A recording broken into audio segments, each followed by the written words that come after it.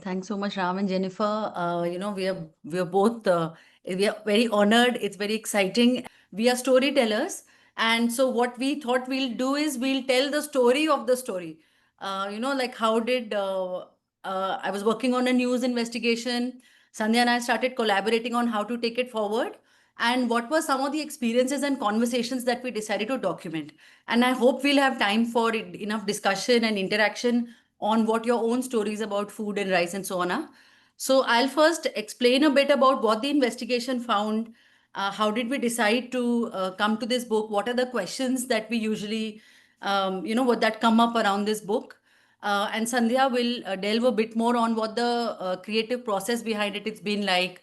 Perhaps maybe it might be useful as you are all many of your researchers and activists yourself in thinking about communicating some of these issues in case you find it useful, if you find our experience useful with this. So I'll start.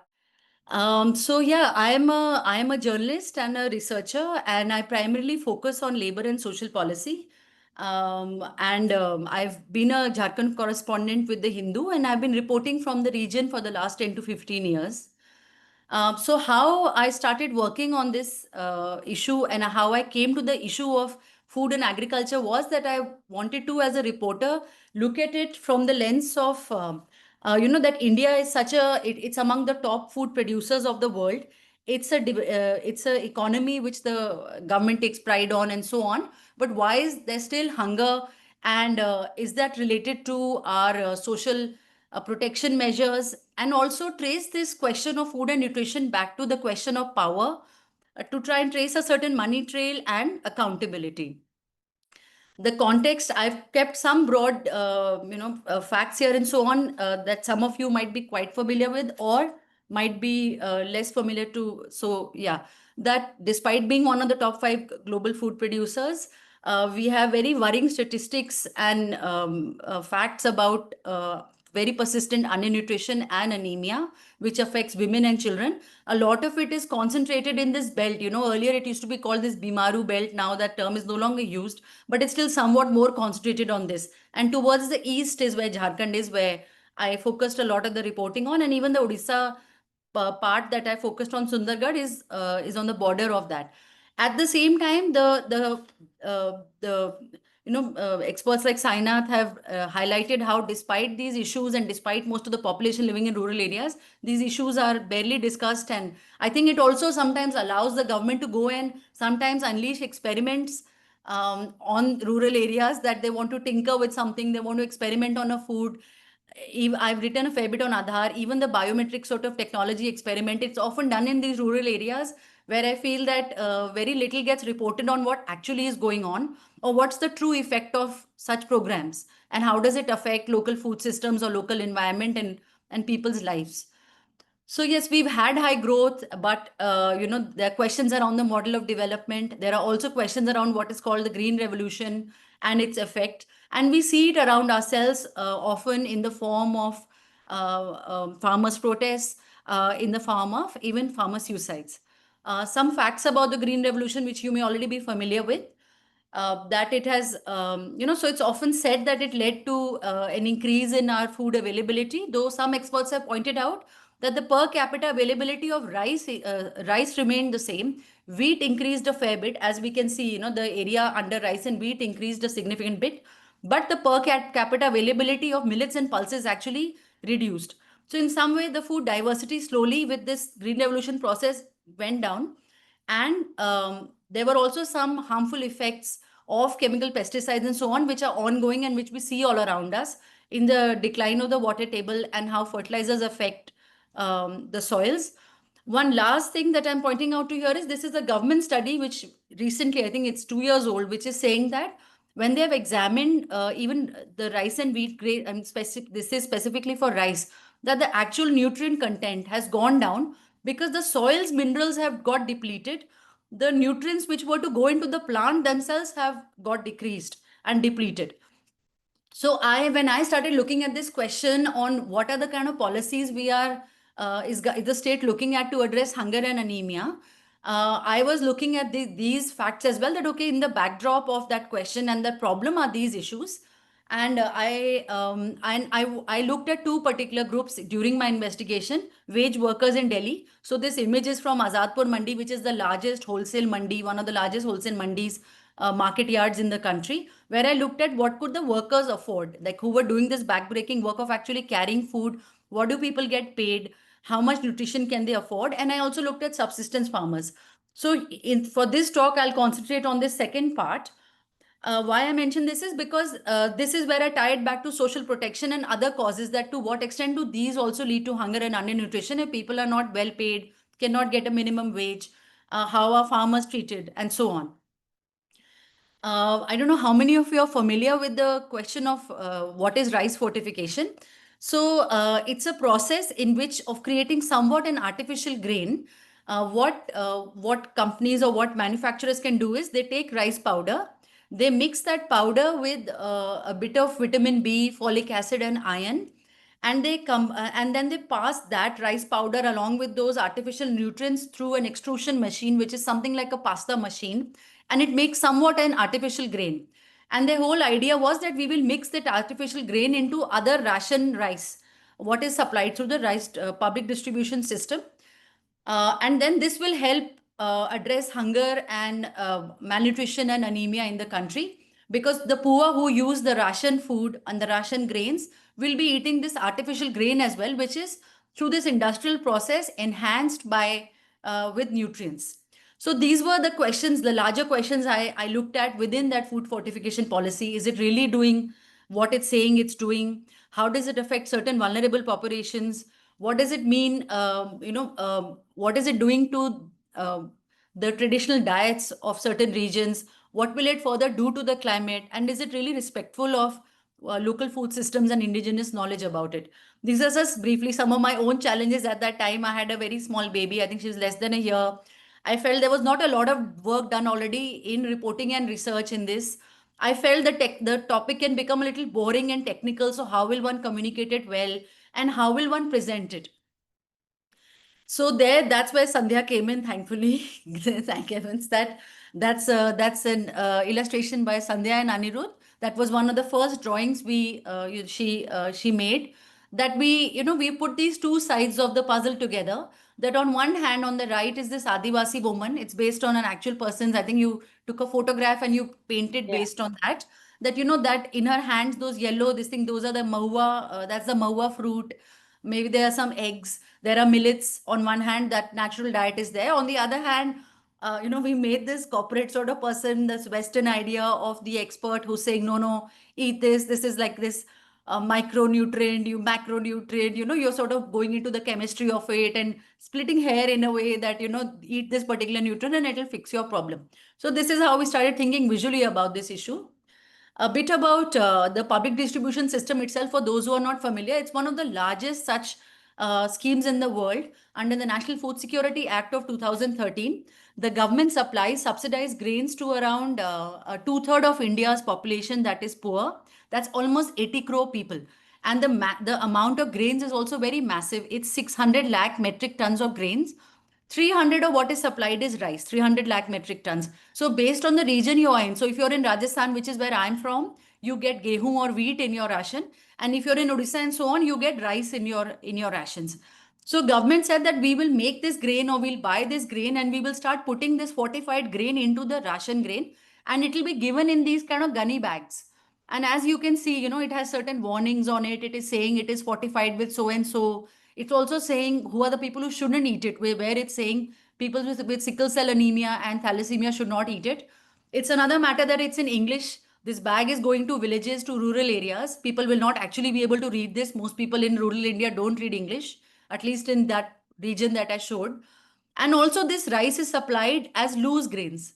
So there's not really much of a connection between, even if you yourself think some people should not be eating it, it is still actually going far and wide into a large this thing. This is an image of a ration shop in Chhattisgarh. I think this is in Dhamtari. For what it looks like, that of at a certain time of the month they open this shop. People can go and buy per person 5 kilo of grain. Earlier it used to be given at 1 rupee a kilo. For some time it's been given free of cost as well. So every member will get 5 kilos. If there are 4 members of the family, you will get 20 kilo of rice a month. The methods are used for reporting were primarily, I mean, any other investigation required. There were several right to information applications. I conducted many interviews. I used some collective resources, which was there are activist groups like ASHA, which you may be familiar with, the Right to Food campaign, and then Reporters Collective. They had put out some government correspondence of almost more than 1,000 pages. I hope it's still online. If some of you take particular interest in this issue, you can go see it yourself. And then slowly this slight pattern started emerging of how a lot of it was getting connected to the Bill Gates and Melinda Gates Foundation, who are a big player in some of these things. So what I found was that one of the first things one would think is, okay, maybe this is very clearly established. And as I dug out a little bit, I found even the evidence on it is not so clear. There is, if you can read a whole set of papers which think it will make a difference. There are another set of papers who will say, no, this is not the way to go about it. And in fact, there are some people who even say it can be potentially harmful, which is where there are groups who may have thalassemia and sickle cell anemia are the groups who can even potentially get harmed. And some bit, when I looked at the government correspondence, a lot of those papers were talking about sources, very particular sources. So there's an organization called PATH, certain Tata Trust studies. Some of these groups, they were related to 5, 6 group who were all taking a favorable approach to it. That's sort of what the government correspondence highlighted. So some would say it's sort of friendly research because some of those entities are also linked to um, organizations. I mean, the corporation, an organization has a corporate wing which is making the nutrient. It's making that vitamin B capsule or so on, or the powder. And then they also have a philanthropic arm which is doing this advocacy around it, saying let's use it in social programs, let's use it for welfare programs. So some would say this is, you're using research which will already tilt towards a certain side. And then there was a big question mark that was already being flagged by some of the activists, public health activists, that what about the principle of do no harm? That there are some of, specifically the Adivasi areas have a lot of sickle cell anemia, which is a kind of health condition in which your certain blood cells are in the form of a sickle and they can get trapped in organs. And in thalassemia, you don't make enough hemoglobin. So since large rural populations may also have this condition, if they have it, what would happen and how would their bodies react to if they consume excess iron? So you may be familiar with fortification in the context of salt. That in we all eat iodized salt, and even on that actually there's a debate on how much should be there or not. So people, even when that was introduced, there was some debate. And at the same time, there's still a limit to how much salt you will consume in a day. You can only eat so much before you'll say this is too salty. But some experts and doctors were cautioning that when you add iron like this can be a problem because some people's bodies don't tolerate iron well. It's a complex molecule.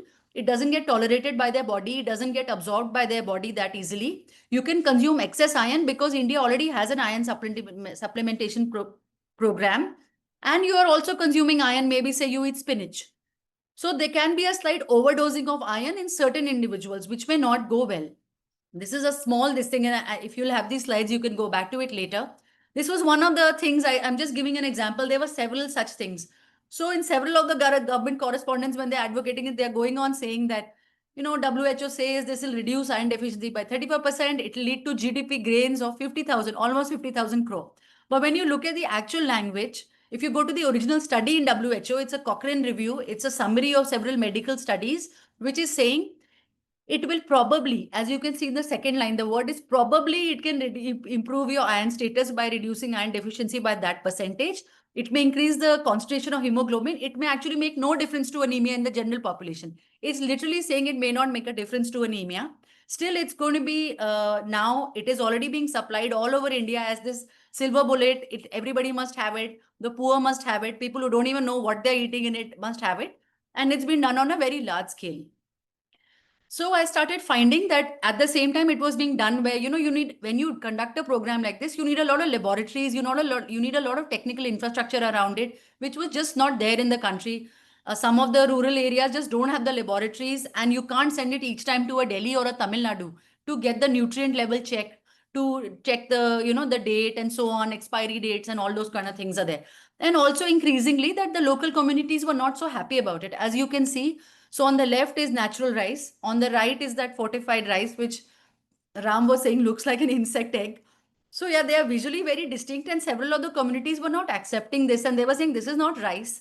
This came up again and again in interviews. They were saying this is not rice. We grow rice. We know what rice is. We separate it. We don't trust it, and so on. And I then, as I dug in further, I found that there's actually a debate which goes back a long way. I think there is a certain difference of opinion. Some people advocate that you should solve what is called these, the UN millennial goals and so on. Use a corporate way or a market way to go solve a problem. And there'll be others who'll say, no, go by a more local solution, community solution. But there's a big debate in these two schools of thought around it. And when I dug in more, then I found that, oh, because, there's a certain something like this food FFRC had been set up in the food safety regulator. It was run by 3 4 of again such entities which had links to certain corporates. So the same body which would it's on the regulatory body, they are also an NGO. That's Bill Gates inaugurating that center, which became like a lobbying group within the government pushing this policy. And government, to some extent, even some of the documents were even taken as it is from some Western bodies. The papers were just taken and reproduced as our policy document. So it was just like a copy paste kind of approach being taken from another region and applied to our country, is what it seemed like. On the other hand, the other approach that I mentioned, is one that this is especially there for a country like India, which has very diverse food systems, that you don't have to rely on just this one. So people who advocate for it will say, it looks like rice. It's not like eating a tablet. It may improve the chance of people eating it. Other people will say, no, why are you going that way at all? You can have kitchen community gardens. You can encourage more saag and so on at the local level. India already has these kind of, very diverse foods. The previous slide is part of advocacy by the Right to Food campaign, which keeps saying, let children who eat eggs, let eat eggs in the school, let them have boiled eggs and so on. That will be a source of protein and iron, so on too. This is a photo of a village hut, like multiple kinds of small fish that were being sold in just one village, which so each of these has its own nutrition. And it is actually a more diverse diet. They say the more the number of colors in your diet, the better it might be, right? And then of course there's a very interesting and fascinating story that the region from the eastern Himalayas, which stretches till China, is actually the region which has grown rice for almost 7,000 to 8,000 years, over till maybe even 100 years ago, which is documented by Dr. Richaria, Dr. Debal Dev, Dr. Anupam Paul, that almost 110,000 rice varieties grew in this region, which is India and Bangladesh right now. Now around a little over 7 8,000 varieties are left. Some of these varieties are very, very diverse and have different qualities. Like some are very, they are a long duration rice, there is short duration rice. They vary based on the altitude and so on. And traditionally, communities had those kind of rice along with local pulses, millets, beans, forest foods. So then is it also a question of what food do we consider superior or inferior? This is also comes up in millets, for example, ye mota anaj hai, jowar bajra, no, it's the poor people's food. It's not nice. We want white rice, we want pasta and so on. That is there a kind of question of dignity and hierarchy as well when it comes to our food systems? And then even if one goes by certain facts, there are people like Dr. Debal Deb, he's a plant scientist who says that the level of even the micronutrient that was being added in that fortified rice was about 28 to 42 milligrams per 100 mg, I think. And there are naturally occurring rice in India, such as the Buri Sula, such as this Dude Bolta, which have several times more iron content naturally. So why do we not want to encourage the growing of these traditional rice varieties, and in fact have some kind of system in which those are distributed through the public distribution system as per different local, regional context and environmental context? And it is part, along with that story of green revolution, is also where certain varieties have been emphasized. Some of those varieties are slowly got phased out. This is an image in Singhbum where, why I kept this is because you can see in the background, they're selling Horlicks. So yeah, there are, I think these communities which grows these different kinds of food, there's also a lot of pressure on them of course, these kind of companies go and advertise, and they're also saying this has vitamin C and so on. But yeah, slowly that research was also showing that so much of their work, their daily life schedule, festival, so much is around food. And there was a thinking between Sandhya, me and Rohit, that how should we capture this? We thought of a calendar, we thought of various ways, how can we highlight more of what their already existing food systems are like, and so on. So yeah, so why a picture book? That investigation that I mentioned had already become like some 20,000 words. Who's going to read it in English? People are not going to have a mobile phone. From the beginning, this was in our mind that how will we take this back to the village? In what form can we take it? Then I mentioned my baby. So anybody who has a child in their house knows that there are too many picture books. You're surrounded by these illustrated books. You're seeing them all the time, and I think your brain starts working just in that direction too. And of course, spitting image, Sandhya and three of our colleagues being there, we had several conversations and we had started imagining it together. Should it be a calendar? Should it be something else? Should it be a poster? And so on. One idea why we were all getting attracted to this idea of a comic or a book was that this will be something which people, irrespective of literacy, irrespective of their age, may relate to. And there were several conversations, though I had documented some of them in the news stories, that there are still more we can share about what they are telling me in their conversation. Some of them are telling me, no, this rice, we don't like this plastic rice. Our hens don't eat it, our pigeons don't eat it. I mean, we wanted to document some. It was a little comical as well. Some of it was going on that these are communities which have grown rice for thousands of years. You're coming and giving them this kind of an artificial grain. What do they think about it? I'll speak to officials who will keep telling me they are ignorant, they don't, or like they don't have awareness, they don't have awareness. Whereas if you actually look at this, some of these farmers have, they have grown, people who grow traditional rice, maybe include some of you as well, or traditional other food.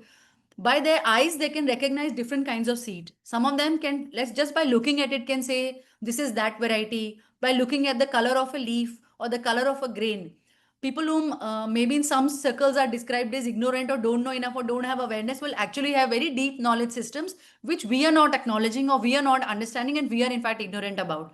So yeah, there was a lot from these. That's all mahua that's being dried. That's another thing that in every Adivasi household, you'll find there's yam, gourds, berries, mahua. There's always a variety of food that's there in every house.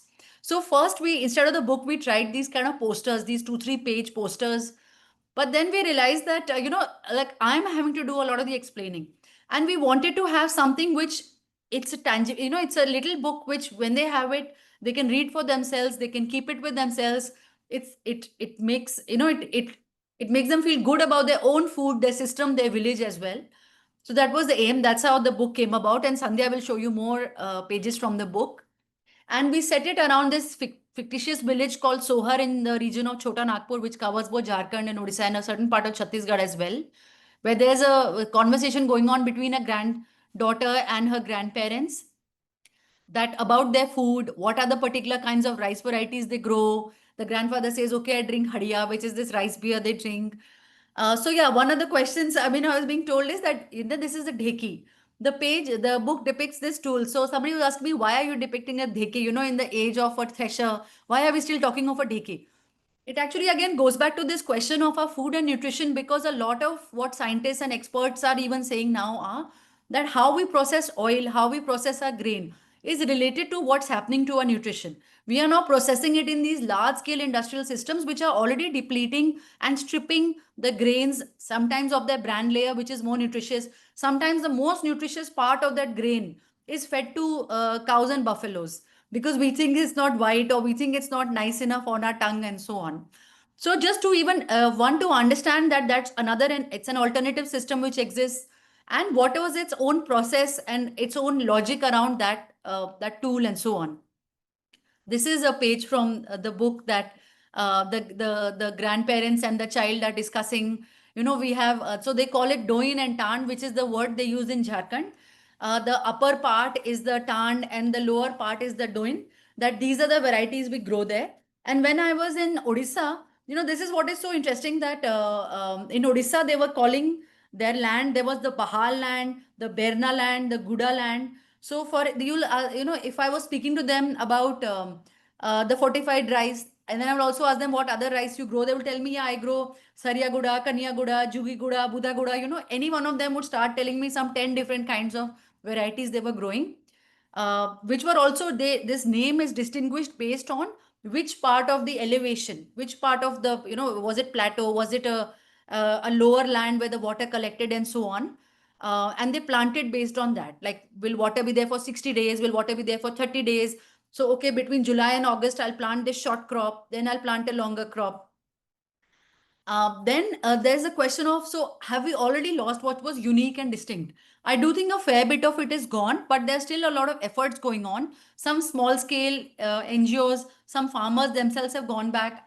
Some of the one story in the Wire documents, there are interviews in Sundargarh and Latehar who are saying the varieties they still grow.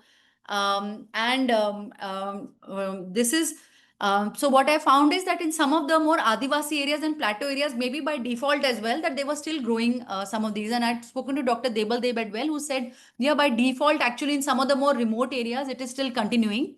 And several of the villages would have 12 to 13. So it's not that every family has 12 different kinds, but often within a certain area, I would find conversation around almost 12 to 15 different seeds. And some of them would tell me, if the conversation came to the traditional seed, that, oh, have you seen that one? I'm looking for that one. For example, I'm looking for Agni Sal since 5 years. If you find it, you tell me, okay? That's okay. So, and in Odisha, one thing they told me was that some of them had stopped growing those traditional rice only around 5 years back, because the public procurement system, so the ration system, the food corporation also purchases rice from some farmers and then distributes it to other parts of the country, right? The food corporation was saying, bring a certain white rice. We don't want this red rice. We don't want this brown rice. It is question of standardization, right? And that was in fact discouraging some farmers from growing these and saying, okay, maybe we should switch to that. That's where I think the question of a choice comes in, that how much do we want to go into, that government is systematically encouraging in a way only that particular kind if they are procuring that. So then it's also about that. Our story also tries to address how are these the seeds of the future because of a certain climate resilience. So this, a part of that story is fiction and it's a story we've made up.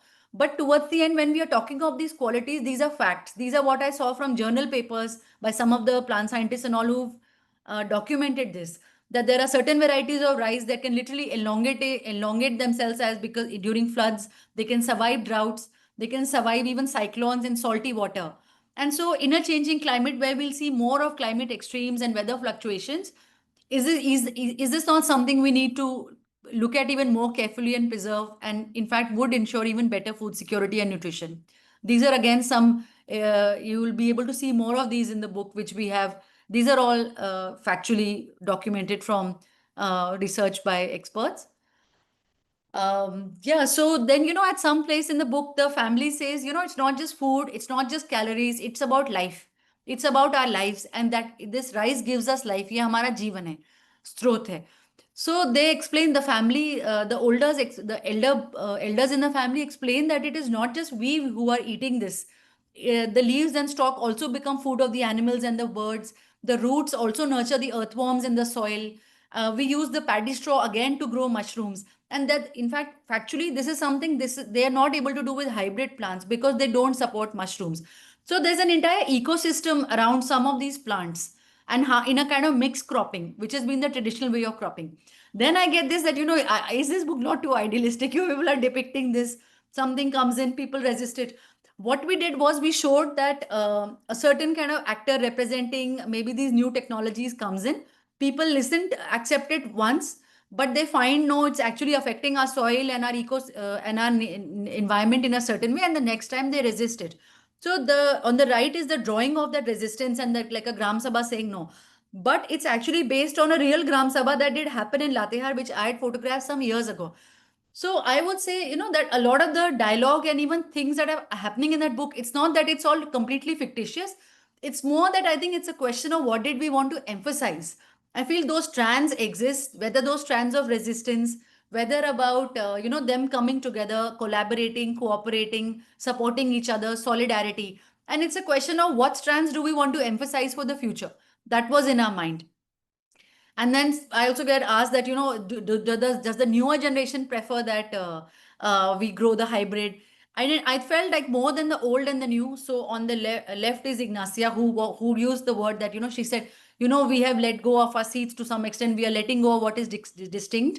And on the right is Catherine Titio. She told me she was already growing these. I felt there was more a question of how much money did who have.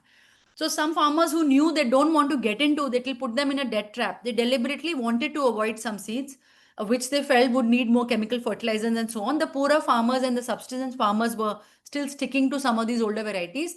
Some farmers told me they had grown the hybrid ones, and after that, so Jharkhand doesn't have irrigation on most of its land. Most of it is rain fed. Only about 80, 85, sorry, 10-15% has irrigation, rest is rain fed. They said one time when we grew hybrid, the next time the traditional just wouldn't grow. So yeah, we wanted to emphasize this, that which strand do we want to preserve? There is a kind of push on all of us all the time in our offices, in our daily lives, towards a certain extractivism, which I describe more as, just getting, I want to get this for myself in the short term and so on, versus other values or thoughts, whether it is cooperation, solidarity, egalitarianism, and so on, or our ecologies. So we were able to, some friends help print the book for us before it was even published, before it got finalized with our publisher, which is Westland. And we wanted to show it in the village once. So this is in Chora and Sohar Panchayat in Chormunda, in Latehar district in Jharkhand. So it's been fun presenting it because as you can see, everybody starts identifying different varieties. This is that one, this is that one.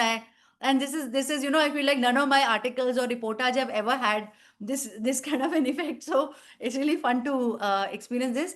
These are the grandmothers. I was living in this area for some time, Ignacia and Helena, who have we based these characters on, and them looking at the book. And we are next, so this, please, we would love it if any of you like to collaborate more for other languages.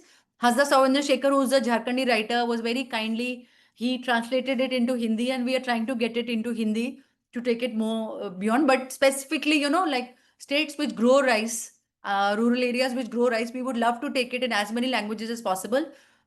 We hold the language rights ourselves, and we've kept it with ourselves so we can use it for any kind of, whether people like to use it for activism or any community meetings and so on. So we would love to collaborate more if any of you like to keep in touch and get in touch about this. That's my email ID. And Sandhya will now explain the process about the book and the creative. She's the brilliant creative brain behind this book. She and Anirudh. Over to you, Sandhya. Sorry, I'll stop sharing. Awesome. Thanks, Anmeha. One sec, I'll just share my screen.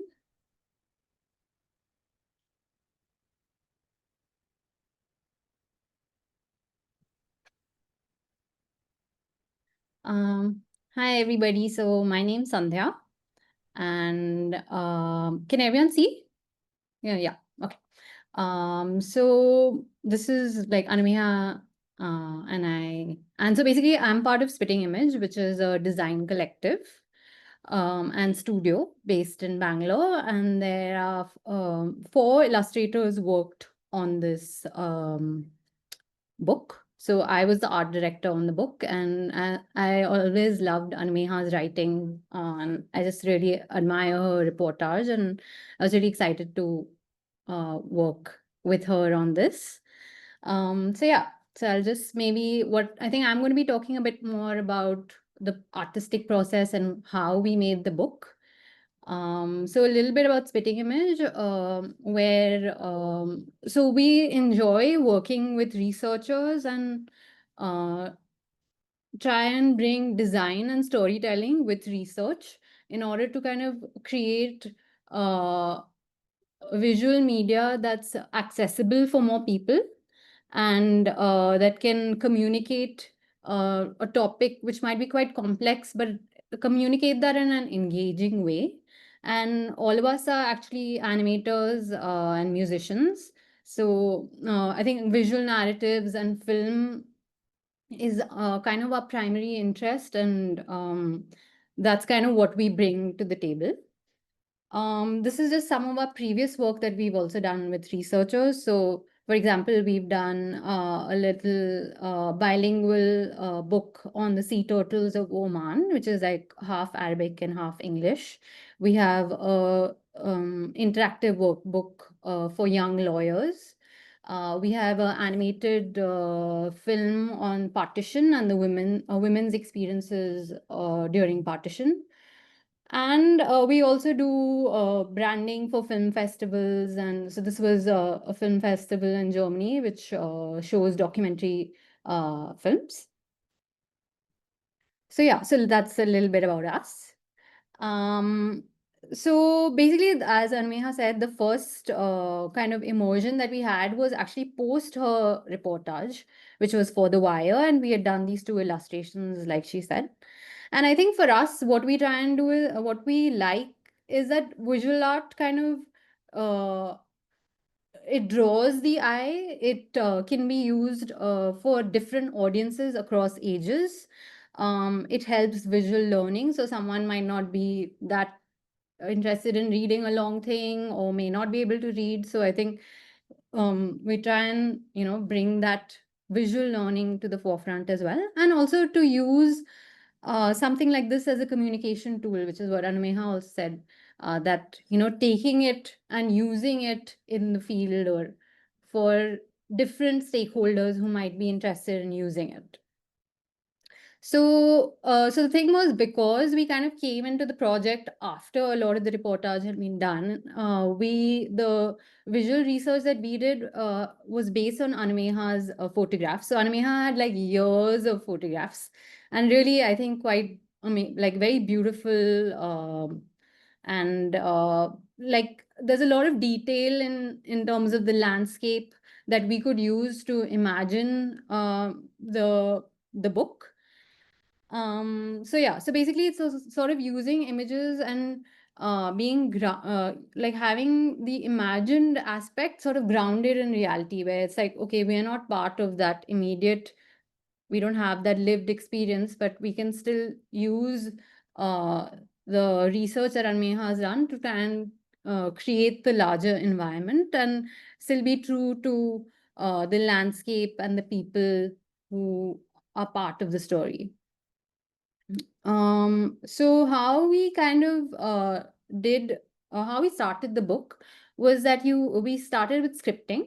So and that's how you kind of break down like a complex sort of, there's this complex narrative that we then have to use with images and have a kind of contrast with image and text. So this is kind of how our process, like Anumeha and my process was, and how we how she did the writing, and then I would say, okay, this is the kind of image that could be next to it, and then side by side she was also doing the Hindi ideation, and then later Hansda did the translation of the entire book. So basically, this is also kind of how visual narratives and this is also how visual narratives can be developed, and this is kind of a process, like, so because we're filmmakers as well, this is the kind of process we bring to even say a picture book, which is also a different kind of a visual narrative, where you have this process of scripting at the start.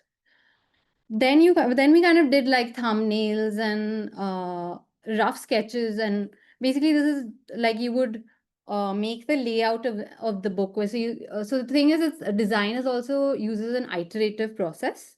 So it's like you have to do multiple prototypes, and that's what we kind of did as well, where we have multiple prototypes of the book.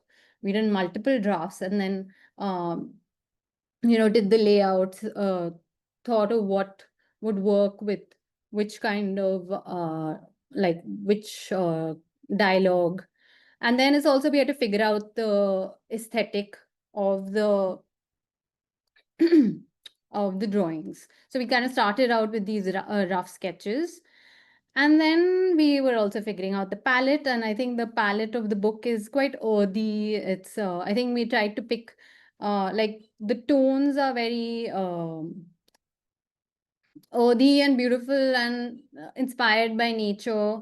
And so that's kind of how we painted so in a sense we used a mixed media approach where we use Anmeha's photographs and we kind of painted over them, or we collaged different uh, different parts of different photographs to create a larger scene.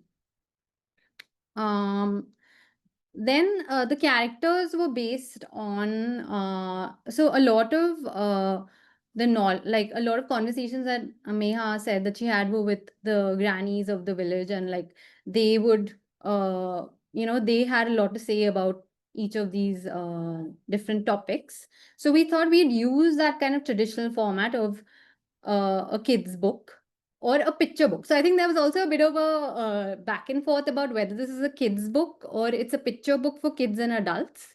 So I think, and because when we've been showing it to different people, I think adults are also enjoying it, kids are also enjoying it. And I think that was uh, like the pictures and the fact that the main character's name is Junaid, who is a little girl, and this is her grandmom, and who's based on Ignacia's the character is based on Ignacia, and basically we wanted to have the ability to like have talk to different audiences through these different characters, and characters also give a sense of narrative continuity, whereas where like if you try to make the whole book out of just photographs, the photographs would have been like in different times and spaces and wouldn't have really it would have flowed in a different way. So this is why we decided to go with characters. And so basically, Junaid introduces us to her world, and through that, I mean, we also, I mean, I think for us as artists, uh, we do try and bring the sense of warmth and joy into our artistic process. And I think a lot of the photographs that Meha had taken of the people that she spoke to, you can see that kind of really the joy of just being in that environment. So I think that's what we tried to show.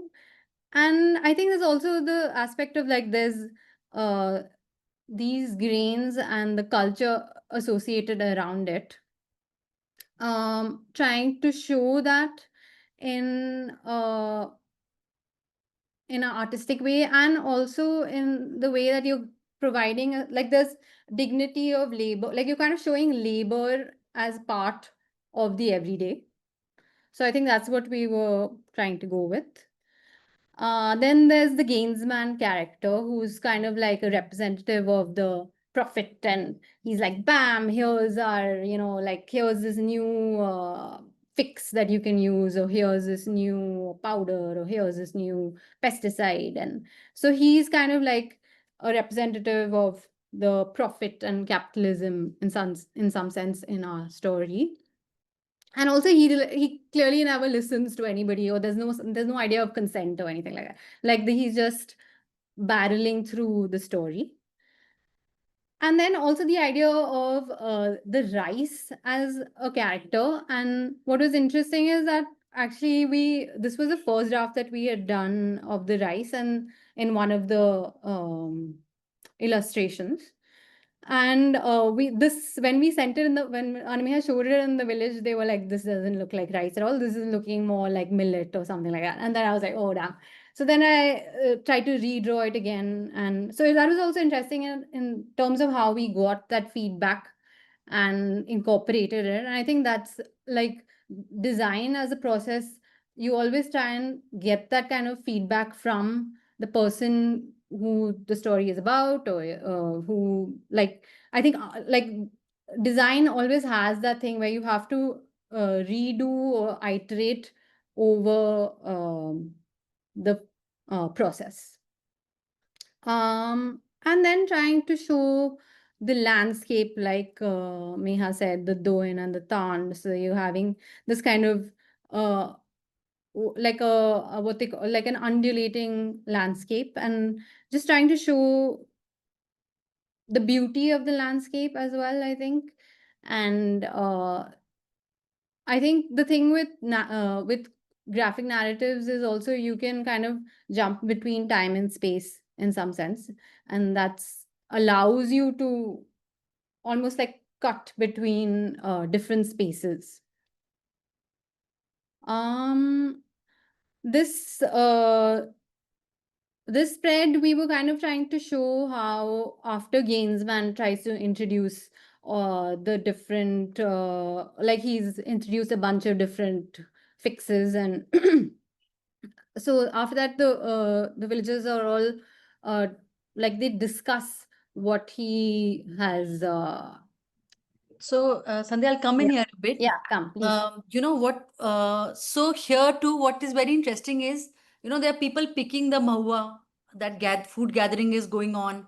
In white sari are two of the sahiya, you know, the health workers who are saying one kind of thing. Perhaps they are saying to the village, "Oh, this is why the plastic rice is good." Then there are other protests going on. We wanted to show, in a way, you know, we started with the characters, but we didn't want one hero rescuing everything sort of a situation. One of the urges was to have this collective, you know, there are multiple conversations going on, let's have more conversation, let's have more multiple exchanges. And like the first time people react quickly and say, okay, you're giving us this seed and this fertilizer, we'll take it, and then they see some bad effects of it. This time, you know, it's saying they stay quiet, they don't say anything quickly to him, which is actually also a very Jharkhandi trait or a Adivasi trait. I think, you know, like often you'll keep speaking, but people will be quiet and you'll wonder what are they thinking really. So, and in the corner, when people are walking on that road, that's all again from an actual image, which is from Nitarhat, which some of you may be familiar, that there was going to be a military firing range that was planned for that area that would have displaced several villages or more than 30 villages from there. And almost since, I think since at least the 90s, every March they gather to protest that, or in anticipation that we want to stay vigilant and not be displaced. So some of them are from actual protests, some from, you know, like imagining different conversations and so on. And a little bit about those edits as well, you know, like, so that community meeting, our rice plant created so much mirth. They were all so amused. They're like, ha, ha, ha, what is this grass you have made? And ha, ha, ha, this is madua. Have you seen this? This is like, we were like, oh God, thank goodness. We took it to them before it got published as rice. So yeah, it was a fun process to be able to get that that input from them, and to have everybody's say in it. Yeah. And basically, a lot of these are based on Meha's photographs. So it's like I think we took like different characters from different people, different activities from the different photographs. So there's an idea of leisure, there's family, there's community. So I think it's like this spread also has a very interesting idea of the whole community at large. Uh, then this were the types. So at the end of the book, we have all the types. So like we have a photograph by Dr. Anupam Paul, who is a researcher Anmeha knows, who we use his photographs because we thought we'll have the actual rice images in the end. And then we have like different facts over about different varieties. And I think that page was also quite interesting because they were like a lot of the people like pointed to the different varieties, and they like recognized it. So I think yeah. So basically, I think we are because we designed the book from start to finish. We could have the illustrations as well as have this last page to kind of bring the whole thing together. Then these, and I think basically I'll just end with these uh this spread and this spread, where basically in the book they talk about how once they start using the seeds and the pesticides, and the worms start dying, or the birds are like, no, we don't want to eat this rice, or so it's like there's a recognition of the interconnectedness of everything. And so yeah, so this was one of the last images where it's kind of bringing the whole like an ecological view of everything, where it's like different animals, food, like just trying to get that whole idea that everything is connected with each other. So yeah, that's generally about the book. I'll stop sharing now.